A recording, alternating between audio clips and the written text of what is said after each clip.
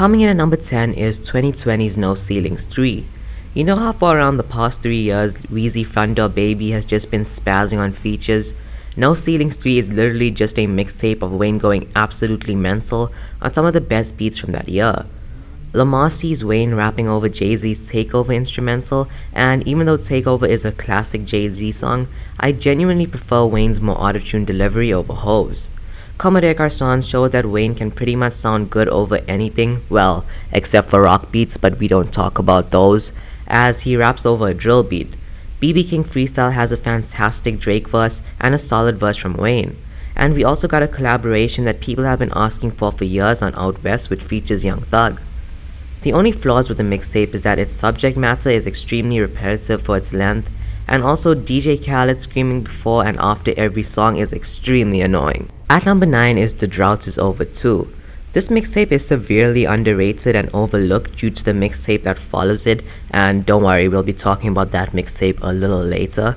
The song I Feel Like Dying has one of the best beats I've ever heard and is a strong contender for being Wheezy Finisher Baby's best song. Scarface has some of Wayne's best punchlines, Did It Before has an extremely catchy hook, and that's just scratching the surface of this mixtape. The only reason it doesn't rank higher on this list is because some of the songs feel a little underwhelming and a little underwritten. Wheezy Fresh Baby's 8th best project is Dedication 1. D1 kicked off probably one of the most beloved mixtape series in history. It came out at a time where if Wayne took your beat, it pretty much belonged to him now. Like, I want you to tell me how many times you listened to Lil Wayne's Much More. Probably hundreds of times, right? Now, how about how many times you listened to Fat Joe's Maybe Once? How many times have you listened to I'm a Rider by Wayne? A lot, right? Now, how many times have you listened to Made by Tupac? And be honest, do you prefer Wayne's version of Down and Out or Cameron's? Coming in at number 7 is The Suffix. There's not really much I can say about the album other than it's really good. It kicks off probably the best 4-year run in hip-hop history, and it's a really important mixtape for Wayne's career and for the entire hip-hop scene in general. Just outside the top 5 is The Leak, which is one of the best hip-hop EPs of all time. It's at least top 5. Every song on it is amazing. Love Me or Hate Me is fantastic, Gossip has one of my favorite Lil Wayne beats, Kush is a really fun song, I'm Me is a fantastic song, and even though talking about it isn't one of my favorite songs, it's still really enjoyable. Bringing us to the halfway mark on the list is The Carter 2. We're at the point in the list where if you were to tell me that any of these projects is your favorite Lil Wayne project, it would be completely understandable. The Carter 2 is where Wheezy For a Lot of Things Baby was at his best lyrically.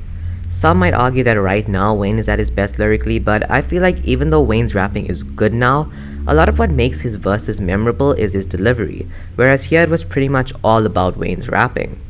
This album has some of Wayne's best punchlines and one-liners, and even Wayne's hook game was really good. The only thing holding me back from saying that this is Wayne's best album is the fact that the production is kind of boring, and the album is really repetitive in terms of subject matter. And the album is really starting to show its age, but other than that, this album is amazing. At number 4 is Dedication 2. Literally just take everything I said about D1, change the dates and names of the songs, and apply it to D2. This is a phenomenal with a capital F mixtape. Other than maybe Tupac, no one whose beats was used in D2 can claim that Wheezy For You to Find Out Baby didn't murder them on their own song. Jay-Z, Outkast, 3 6, all of them got bodied by Wayne. And if we're being honest, Spitter is way better than Spit Your Game. The only person who didn't get washed was Tupac, but even then, if someone was gonna tell me that they prefer Wheezy's ambitions over ambitions as a writer, I wouldn't argue with them. Taking the bronze is The Carter 5. Did this album live up to expectations I had for it? No. But does that make it bad? Absolutely not. This is Wayne's most mature album.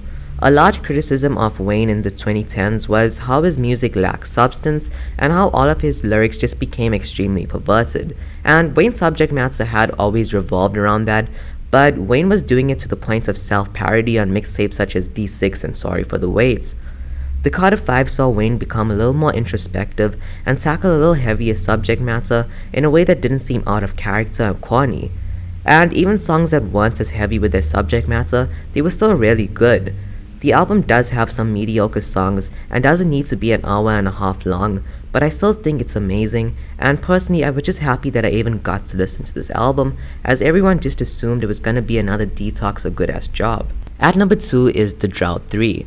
This is the best mixtape ever made, so I'm pretty sure everyone watching knew it was gonna either be at number 1 or 2. It's a fantastic listen front to back, and if you were to tell me that this is Wayne's best project, I wouldn't argue with you.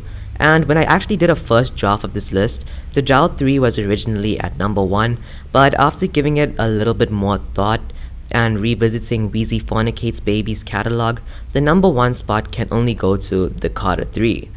The most influential album of the 2000s other than Kanye West's The College Dropout.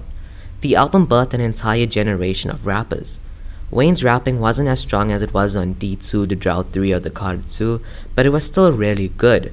The production, song structure and length, concepts and features are as close to perfect as you can get. 3 Piece is one of the best intros of all time. Mr. Carter and Dr. Carter have some of Wayne's best concepts and beats. A Milli has some of Wayne's best punchlines, and whether you like it or not, Wayne's mumbling autotune delivery that he showcased on songs like Lollipop proved to be extremely influential and forward-thinking. The album would have been perfect if it wasn't for Pussy Monster, but one song doesn't ruin an entire album. So that's my ranking of the 10 best Lil Wayne projects. Let me know your thoughts. If you enjoyed the video, please like and subscribe, and let me know your ranking of the best Lil Wayne albums in the comments.